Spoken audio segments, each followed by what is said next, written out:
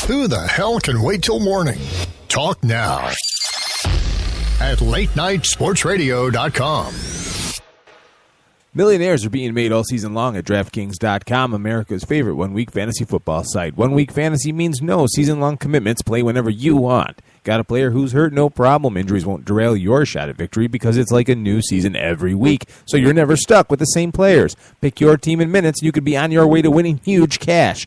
This season, one listener turned $10 into $5,000, another turned $2 into $10,000, and a new millionaire has been crowned nearly every week this season at DraftKings.com. You could be next. Imagine winning $1 million in one day just playing fantasy football at DraftKings. Head to DraftKings.com now and use promo code Spreaker to play free in the $10 million Fantasy Football World Championships. DraftKings.com. Bigger events, bigger winnings, bigger millionaires. Enter Spreaker now at DraftKings.com. DraftKings.com. That's DraftKings.com. 1, 2. Check me out right here, yo. Yo, the sun don't shine forever, but as long as it's here. Thank you for joining me for another edition of the Bob Sullivan Show here on LateNightSportsRadio.com. Tonight I am joined by Seth Klein, fantasy guru, fantasy expert from Razzball.com, a rankings expert at FantasyPros.com. Seth, how you doing? I'm doing great, Bob. Enjoying a nice day of football and enjoying the rest of my Sunday. That's good. What is, as with all the fantasy that you do, how have you done so far this year? I'm doing pretty well. I mean, just honestly saying that I had about 15 or so fantasy teams this year.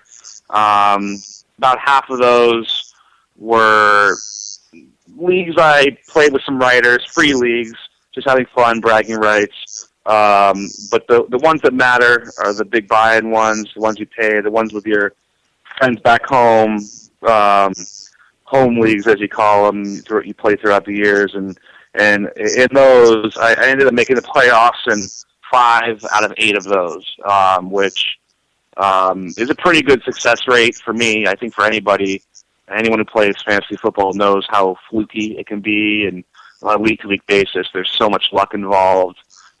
Any one little play can turn the tide, and so I was pretty fortunate. One of my teams was eliminated in the first round of the playoffs last week, but I had one team actually win a championship. I'm sorry, not win a championship yet, but on my way to winning a championship. Sorry, I don't want to jinx myself, but yeah, you're already counting the chickens before they hatch. I am a little bit, but mathematically, it's going to be hard for this person to win. I went into tonight up 20, and he had Jeremy Maclin still playing, who the Eagles aren't playing well right now, and I still have my quarterback and one of my running backs, and Jay Cutler and Mark Ingram going tomorrow. So I was pretty confident in that, as long as Maclin didn't put it up like a 5-touchdown game. I advanced, and then that's a league that I am the commissioner of, and if I win that, this is the championship. And then there's another league that I advanced to the finals going next week. All our players are done, so I know I'm going to the championship. And then I'm in 2 more leagues where it's the semifinals, and I'm ahead right now in both leagues, hoping to keep those leads through tomorrow, and then hopefully be in 3 finals next week, and hopefully winning the one this week. So for me, that's a pretty good outcome for fantasy. I also have one Roto League, which is probably a little unfamiliar for most football people. Pretty popular in baseball, and in that league, I'm in second.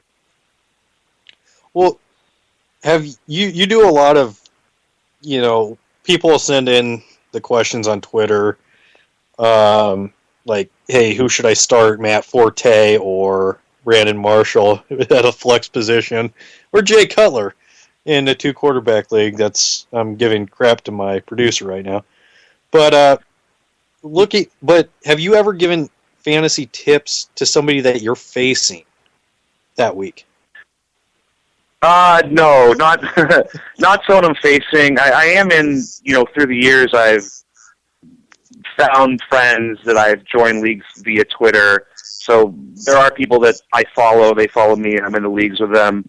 I kind of know which teams, when they're asking about a team, I think they know not to ask me about a league that I'm in with them. And if they did, I think I would kind of recognize the team. I would never give, definitely not play against me, but I don't give advice to other guys in my league, even if they're playing against someone else. To me, that's, not, I wouldn't say it's collusion, but, I'm not going to give advice to someone that in my league, if it's about my league. Well, that's good to know. I would find it funny if you had given advice to somebody that you were facing that current week, and then you still ended up beating them. Like, the advice was good, and you still ended up beating them. That would be funny, yeah. There was a couple times where someone was messing around, and they said, "Oh, would you trade this person for this person?" And I said, "Sure." And I said, "Hey, wait a minute. That's in my league. I'm not supposed to do that, But they were messing around, so yeah, I try to stay away from that. Before we get back to the NFL, have you gotten into college fantasy football at all? I have not. No, that's not something I've ventured into yet. I don't think I plan on ever doing that. I have enough going on with football, and I'm also currently in 10 fantasy basketball leagues, and I do the daily leagues as well. So, and then, once baseball starts, that's crazy as well. I follow college sports, but not enough where I'm going to, join leagues and wager money on it and things like that. Okay, so this week in the NFL, who was the biggest fantasy hero, in your opinion? I think one of the guys that really had a big game unexpectedly was Jeremy Hill. The Bengals came out of not out of nowhere. He's had some big games, but since Gio Bernard came back, they've sort of both fallen off the map fantasy wise. And the Bengals just opened up on the Browns today. Hill scored on the first drive, and then he scored a few minutes later. And by halftime, he already had 20-something points. I think for people that started him, they got a big boost because it was a little expected. So if you're a projections person, which I'm not, but if you are, he exceeded that. And as far as fantasy losers, do you think it's in that same game, Fantasy does, Johnny Manziel? How many people do you think ended up starting him, taking a risk starting him this week? And do you think... how big of a bust was he this week? I can tell you that quite a few people probably started him. I received dozens and dozens of questions, start-sit questions, whether it's to start him, whether it's to add him this week. My answer to everyone was no, no, no, no, no. He's sort of a shiny new toy. Late in the season, all of a sudden, he's the starting quarterback. He was available probably on most waiver wires unless you're in a 2 QB league or a really, really deep league. And people want to start him because they just got him. But he's a rookie, and a rookie making his first start. And no way in my mind could he ever start a guy in that situation when you're in the playoffs, the semifinals, finals, championship of your league. There's no way it should be on the line. I heard some people were saying they got crazy, like Aaron Rodgers start him. Well, Aaron Rodgers ended up having a pretty bad game, but in hindsight, you'd never sit Rodgers for Manziel. And I got more of the Eli Manning, Mark Sanchez, stuff like that. No, no, no. I was actually pretty high on Manning today. I had him going in my daily games, and he ended up having a pretty good day. But I didn't like it. I didn't want to touch Manziel. They said they were going to limit his passes. The Cincinnati defense, I already knew going in, top 2 in the league the last 5 weeks in pass defense, fantasy-wise. So you got a rookie quarterback going in against a team that was number 2 fantasy-wise. All the signs said no. But people did start him because people are stubborn, and I did see some tweets and some emails saying, "Oh, I can't believe I started him." I said, "I told you so." You asked me if you should start him. I told you no, and you still started him. So I don't manage a team, but I think a lot of people are going to regret doing that. Well, with looking around, the NFL in general this year, who, whether it's Mark Sanchez, who was somebody that came on the scene? Would you say Foles was a huge bust, and who was kind of a mid-season ad that people added that, or that you recommended to add that turned out to be a gem? Well, regarding Foles, he wasn't doing that well, but an injury is an injury. I wouldn't put anyone under the bust label if they get injured. But I don't love Foles, but I'd still like to see how he does next year. Or, he may actually be back to the playoffs. Sanchez hasn't looked that great the last few weeks. We may actually see a quarterback controversy there. But as far as guys to pick up, a lot of these guys are drafted, but for me, it was the year of the rookie. And rookies rarely make a huge impact in fantasy football. And you saw, obviously today, Odell Beckham Jr., everyone's seen that catch he made a few weeks ago, but he had 3 touchdowns today. He's almost at 1,000 yards. He's only played in 10 games. Mike Evans, Kelvin Benjamin, I already mentioned Jeremy Hill. Jordan Malley. The list goes on. It quite possibly might be the best year ever for offensive rookies. There's some other guys, obviously. Justin Forsett, once Ray Rice was suspended, Forsett came on, and he's had a fantastic season running back for the Ravens. Brandon LaFell is another guy that kind of people were high on the draft, didn't do much in the first couple of weeks. He got dropped, and then he's been really putting up numbers since then. It's been a fun year for that. A lot of the stars, quote unquote, have struggled at times, and so it's given other players opportunities.